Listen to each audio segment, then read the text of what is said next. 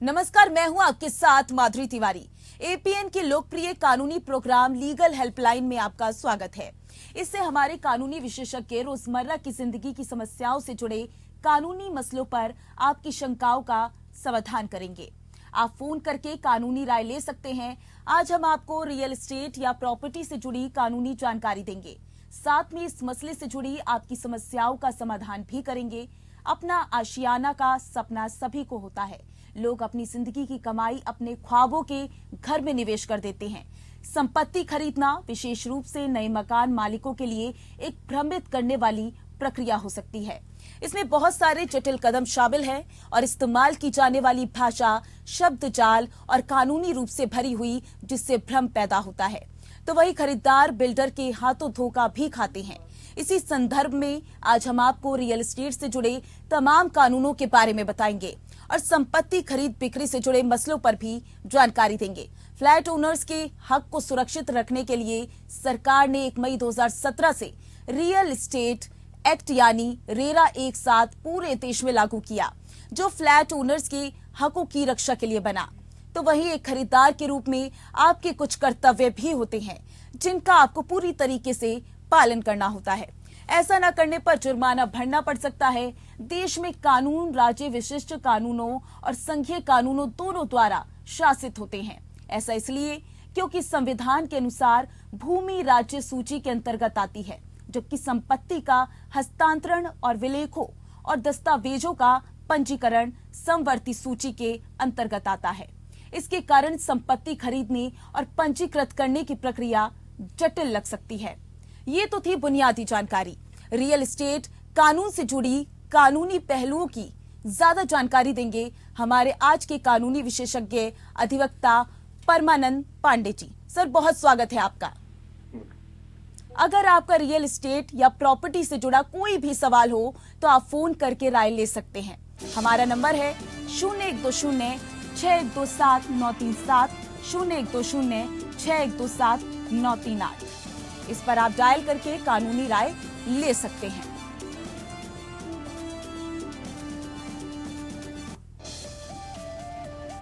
और हमारे साथ सर लगातार बने हुए हैं, जो आपके सभी सवालों के जवाब देंगे और साथ ही कानूनी राय भी देंगे। सर, पहला सवाल, संपत्ति खरीद में धोखाधड़ी रोकने के लिए बुनियादी तौर पर क्या कानूनी प्रावधान है? देखिए मिस्टर तिवारी, संपत्ति का जो मामला है ये आज से नहीं, बहुत समय से इसको आप समझ सकते हैं कि उसको समय में नहीं बांटा जा सकता है। इसको लेकर के धोखाधड़ी की घटनाएं हमेशा होती रही। सभी कई बार जमीन बेचने वाले और कई बार जमीन खरीदने वाले भी इस ढंग की धोखाधड़ी अपनाते रहे जी। तो जब ये स्थिति आ गई कि और समय समय पर बहुत सारे कानून भी बनते रहे, बावजूद इसके धोखाधड़ी कभी नहीं रुक पाई। तो सरकार ने इस चीज को अब ये देखा कि कैसे कोई स्थिति को बाहर हो जा रही है। अभी तो बाद में बिल्डर्स बन गए और वो बहुत झांसे दे करके और इतना तरह के प्रलोभन देते थे कि जो प्रलोभन पूरे नहीं हो सकते थे।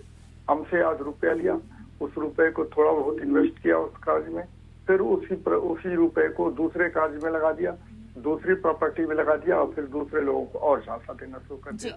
तो ऐसी स्थिति में ये हो गई कि जो बेचारा क्रेता है वो ठगा सा रह जाता है। इसी ठगी को रोकने के लिए वास्तव में ये कानून आया, रेरा का कानून। अब इसमें सबसे जरूरी चीज क्या है कि आप कैसे बचें। बचने के लिए जरूरी है कि आप उस चीज को सुनिश्चित करें कि जो आपको बेचा जा रहा है वो निश्चित रूप से उसी व्यक्ति की संपत्ति है या दूसरे की संपत्ति है। इसका पता लगाने के लिए आपको पूरी तरह से या तो तहसील में या तो जिले के मुख्यालय पर जाना पड़ेगा और वहां इस चीज का पता लगाना पड़ेगा कि ये क्रेता जो है ये सचमुच की उसकी जमीन है या नहीं है। बाद में हम रेरा पर आएंगे, रेरा का अलग मामला हो गया है। लेकिन जो संपत्ति की खरीद फरोख्त होती है उसमें ये बात को पता नहीं, आपने देखा होगा, आए दिन अखबारों में आप पढ़ती भी होंगी कि एक ही संपत्ति को एक व्यक्ति ने कई लोगों के हाथ में बेच दिया। अब कई लोग बेचारे झगड़ते रह गए, उस पर उन लोगों का खर्चा हुआ, उन लोगों ने संपत्ति के लिए पैसा भी दिया और वह संपत्ति उनको नहीं मिल पा रही। तो ऐसी स्थिति में क्रेता को बहुत ही सावधान रहने की जरूरत होती है कि वो इस चीज का पता लगाए कि सचमुच विक्रेता है इस जमीन का मालिक इसका हकदार है कि नहीं है, और अगर नहीं है तो हम उस जमीन को न ही खरीदें और इसका पता लगाएं। इसके लिए सबसे जरूरी है कि आपको एक विश्वसनीय एजेंट हो उसका, अगर हो तो, और नहीं तो एक अटॉर्नी माने एक वकील के माध्यम से इस चीज का पता लगाइए कि विक्रेता सही है और विक्रेता भी सही है कि नहीं है। विक्रेता अगर गलत झांसा दे करके कोई जमीन बेच रहा है तो उसके खिलाफ कार्रवाई होनी चाहिए और उसको खरीदने से बचना चाहिए। ये तो बेसिक बात हो गई। अब आप रेरा पर बात करेंगे तो रेरा के मामले में ये स्थिति आ गई है कि वह रियल एस्टेट रेगुलेशन अथॉरिटी है। उसके मैंने बहुत सारी चीजें आपने देखा होगा कि तमाम लोग जो डेवलपर लोग होते थे, बिल्डिंगें बनाने वाले लोग होते थे, वो तरह तरह के प्रलोभन दे करके लोगों से चीजों को लेते थे और कहते थे कि मैं इसको बुकिंग कर लीजिए, और बुकिंग करने के बाद कहते थे 2 साल में, 3 साल में, 2.5 साल में आपको संपत्ति सौंप दी जाएगी, और वर्षों तक उसका इंतजार लोगों को करना पड़ता था और वो संपत्ति नहीं मिल पाती थी। इसी नाते इस रेरा कानून को ले आया गया और 2016 में।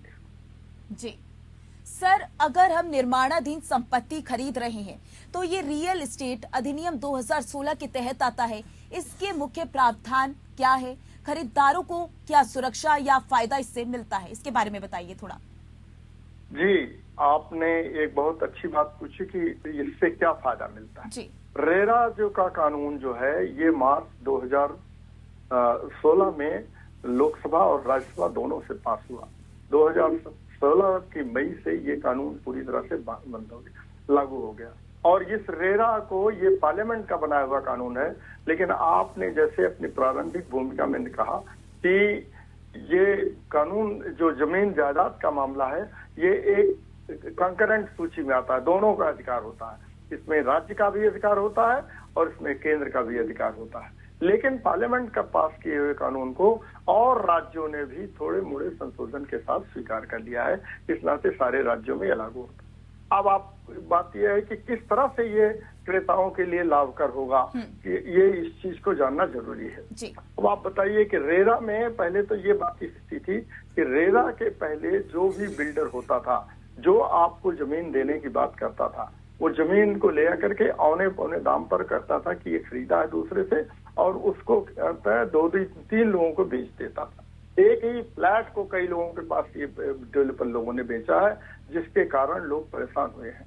और ये स्थिति आ गई है कि हमको उन्होंने कहा कि हम 2 साल के भीतर आपको फ्लैट की ओनरशिप दे देंगे। 5-5 साल, 7-7 साल तक उसकी ओनरशिप नहीं मिली। ये स्थिति। दूसरी, इसके अलावा तीसरी बात मुख्य हो गई थी कि ऐसा घटिया मटेरियल लगाते थे वो अपने बिल्डिंग में, अपने फ्लैट में, कि उस फ्लैट को एडजस्टमेंट के बनने के बाद व्यक्ति ये मान के चलता था कि जितना पैसे में हमने उसको खरीदा है उसका तिहाई या एक आधा पैसा हमको और लगाना पड़ेगा, तब ये फ्लैट रहने लायक होगा। ऐसी स्थिति आ गई थी। अब रेरा ने इस चीज को हमारे सामने रख दिया है कि आपका एग्रीमेंट होगा, और वो जिस समय को उन्होंने कहा है कि मुझे ये 3 साल या 5 साल के भीतर पूरा करके आपको इसका पोजेशन देना है, वो 5 साल के भीतर या 3 साल के भीतर उसका उनको पोजेशन देना अनिवार्य होगा।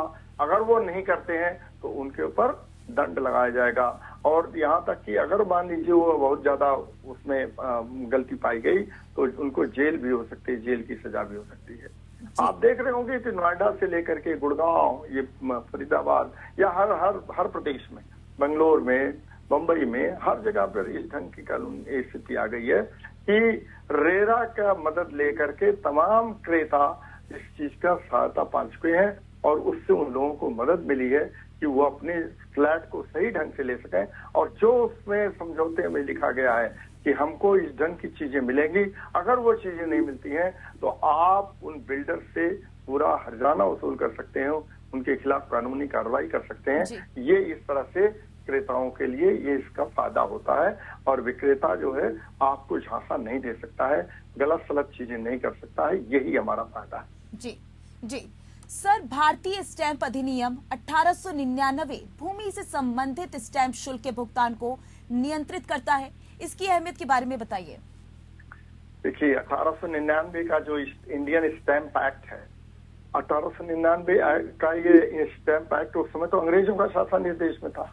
उन्होंने क्या किया कि अगर ये स्थिति है कि मेरी जमीन है या किसी की जमीन है, मेरी जमीन है, मैं अपनी जमीन का किसी को हस्तांतरण करता हूँ, तो अगर वो हस्तांतरण किया जाता है तो जो व्यक्ति उस जमीन को अपने नाम से करवाता है उस व्यक्ति को एक स्टैंप ड्यूटी देनी पड़ेगी। उस पर वो स्टैंप देना पड़ेगा 1899 के तहत। वो रेट उसका तय होता है कि अगर आपने जमीन ले लिया है, मान लीजिए वो जमीन 25,000 रुपए की है, तो आपको 250 या 300 रुपए या 500 रुपए स्टैंप ड्यूटी देनी पड़ेगी। तब जाकर के वह जमीन विक्रेता के पास से आपके पास ट्रांसफर होगी, वो आपके नाम पर आएगी। ये तो पहले अंग्रेजों के जमाने का था। आजकल स्थिति ये हो गई है कि सरकार ने एक सर्किल रेट तय कर दिया है। जैसे आप जमीन कहीं का लेने जाते हैं तो आपको एक नियत वहां का एक रेट तय हो गया है कि इससे कम पर आप जमीन को नहीं लिखवा सकते हैं। और ऐसे ही फ्लैट को शहरों में है या किसी चीज को, तो आपका उसका रेट निश्चित है, उस रेट से आपको कम नहीं लिखवाना, कम पर वो नहीं बेच सकते हैं और ना आप खरीद सकते हैं। इसके लिए एक सर्टेन राशि होती है कि इतना % आपको स्टैंप ड्यूटी देनी पड़ेगी, और ये स्टैंप ड्यूटी देने के बाद ही आप उसके वैधानिक रूप से उस चीज के मालिक बन पाएंगे। आपको वो जमीन मिल पाएगी या आपको फ्लैट मिल पाएगा, अन्यथा आप उस फ्लैट के मालिक नहीं हो सकते हैं और ना आप उस जमीन के मालिक होते हैं। वो इंडियन जो स्टैंप ड्यूटी एक्ट है, वो स्टैंप ड्यूटी एक्ट के लगने के बाद ही ये हमारे सामने एक प्रमाण हो जाता है कि हमने इतना स्टैंप ड्यूटी इस चीज के लिए दिया है, इसलिए ये संपत्ति को हमारे पास ट्रांसफर कर दिया जाना चाहिए, क्योंकि मैं इसका पूरा भुगतान कर चुका हूँ। जिस व्यक्ति ने हमको बेचा है, हमने उसको इतना पैसा दिया है और उसके लिए इतना स्टैंप ड्यूटी भी हमने अदा कर दी। स्टैंप ड्यूटी जो सरकार के पास चली जाती है और जो पैसा होता है वो विक्रेता के पास चला जाता है कि वो पैसा वो उसको ले ले। ये स्थिति है स्टैंप ड्यूटी का, यही प्रावधान है जो 1899 एक्ट के तहत है। जी सर, हमारे साथ बने रहिएगा। प्रॉपर्टी से जुड़े और भी सवाल हैं जो कि इससे जुड़े कानूनी राय के लिए परमानंद पांडे जी हमारे साथ लगातार बने हुए हैं। सर, संपत्ति की खरीद बिक्री में जो अधिनियम लागू होता है वह संपत्ति हस्तांतरण अधिनियम 1882 है। देखिए, इसको हम लोग यहाँ कानून की भाषा में सामान्य तौर पर कहते हैं ये ट्रांसफर ऑफ प्रॉपर्टी एक्ट है। प्रॉपर्टी एक्ट का एक उसके ट्रांसफर के नियम है, कैसे कैसे उसका ट्रांसफर होता है। तो उसमें सबसे पहले जरूरी चीज ये होती है कि आप वही, जैसे स्टैंप ड्यूटी की बात आई कि इतना स्टैंप ड्यूटी आप दीजिए, तब जाकर के वो ट्रांसफर आपके पास होगी। ये जो एक्ट बना है ये भी अंग्रेजों के समय का बना एक्ट है। इसमें छोटे मोटे सुधार जगह जगह पर हुए हैं, लेकिन ज्यादा विस्तार से नहीं हुआ है, क्योंकि वही पूरा कॉम्प्रिहेंसिव एक्ट जो का त्यों चल रहा है। अब इसमें यह स्थिति ये है कि अगर मान लीजिए हमारी संपत्ति का हस्तांतरण करना है, ये ट्रांसफर करना है, तो हस्तांतरण करने के लिए उस संपत्ति का आपको पहले पता लगाना पड़ेगा कि ये संपत्ति किस व्यक्ति की है और कौन है बेचने वाला। कई बार इसमें धोखाधड़ी की स्थिति आ जाती है कि संपत्ति किसी दूसरे के, किसी दूसरे ने बेच दिया फर्जी नाम से। तो इसलिए सबसे बड़ी जरूरी चीज है कि आप उसका पता लगाएं कि जो विक्रेता है वो सचमुच का है कि नहीं। और कई बार फर्जी विक्रेता को खड़ा करके लोग संपत्ति को बेच देते हैं और फिर उससे दूसरे तीसरे हाथ में ले जाते हैं। तो इन सारी चीजों को ध्यान में रखने के लिए एक ट्रांसफर ऑफ प्रॉपर्टी एक्ट बना। वो ट्रांसफर ऑफ प्रॉपर्टी एक्ट में आपको सब रजिस्ट्रार के सामने ले जाना पड़ता है। सब रजिस्ट्रार हर तहसील में होता है।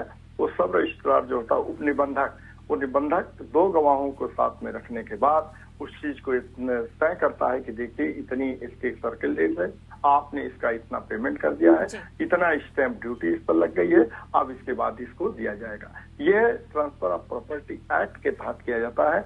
और जो अगर इसकी पूरी अगर खाना पूर्ति ठीक से नहीं हुई है तो ये कई लोगों के लिए आप समझिए कि एक अलग स्थिति हो जाएगी, बहुत खराब स्थिति बन जाती है। नाते इसका पूरा ध्यान रखना चाहिए और ट्रांसफर प्रॉपर्टी का कराने के लिए उसी एक्ट के तहत, उसी कानून के तहत ही कराना चाहिए। जी सर, रेरा है क्या? अच्छा, रेरा जो है ये रियल एस्टेट रेगुलेटरी अथॉरिटी है।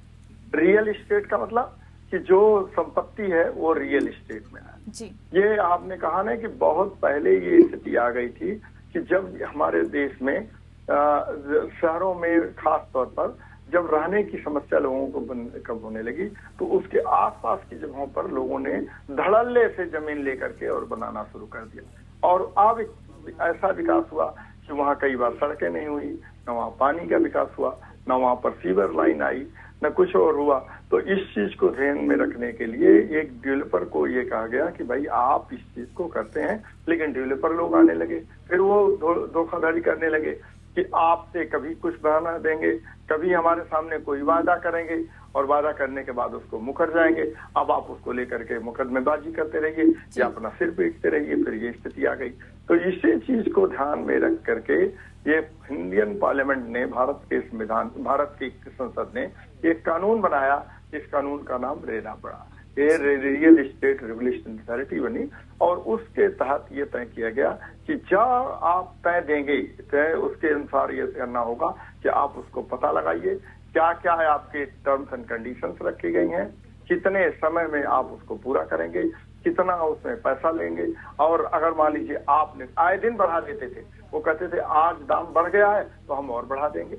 नहीं, ऐसा नहीं है। अब आपने जितने पर उसको तय किया है उसको आप बढ़ा नहीं सकते हैं। ये ध्यान में रख करके ये जो क्रेता है उसको ये ध्यान में रखा गया है कि उसके हितों की रक्षा हो। तो जब चाहे तब आप उसका दाम बढ़ा दें, जब चाहे आप उसमें बिजली की समस्या कर दें कि आप बिजली के लिए आप खर्च दीजिए इतना, कल को सड़क बनाने के लिए खर्च दीजिए। नहीं, अब आपको ये तय करना होगा कि इन सारी चीजों को आपको इतने समय में पूरा करना पड़ेगा और जो चीजें आप इसमें देने को कह रहे हैं आप उसको पूरा करेंगे। और अगर नहीं पूरा करेंगे तो रेरा में कंप्लेंट करने पर, उसकी शिकायत करने पर रेरा उनके उन ऐसे विक्रेताओं के, ऐसे डेवलपर के खिलाफ कार्रवाई करता है।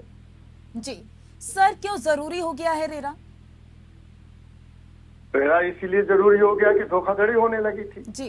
रेरा अगर न हो तो इतनी धोखाधड़ी हो रही थी कि आपको हम बताएं कि लोग आए दिन परेशान होते थे। हर क्रेता जो गाड़ी पसीने की कमाई है, मान लीजिए हम नौकरी में रहते हुए हमने 2-4 लाख रुपए बचाए हैं और उसको हमने वहां पर लगा दिया 4 लाख, 6 लाख, 10 लाख, अब तो ज्यादा महंगा चीजें हो गई। और पैसा लगाने के बाद फिर हमको ये आया कि हमको मिल जाएगा इतने समय में। हम एक सपने बात करके चल रहे हैं कि उस घर में पहुंचेंगे, और जब उस घर में पहुंचे तो वो घर रहने लायक नहीं हो पाया।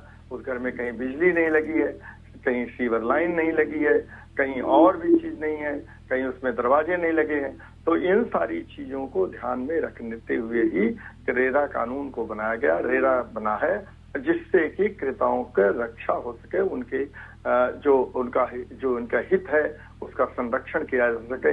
इसी नाते इसको बनाया गया है। और यही इसका नाते है कि रेरा अब जो है पूरी तरह से कठोर कार्रवाई उनके खिलाफ करता है जो उसका पालन नहीं करते हैं। समझौते में कुछ लिखते हैं, करते कुछ हैं, बताते कुछ हैं, और समय समय पर जब चाहते हैं मनमाने ढंग से उसका दाम बढ़ाते रहते हैं, कभी किसी के नाम पर, कभी किसी के नाम पर।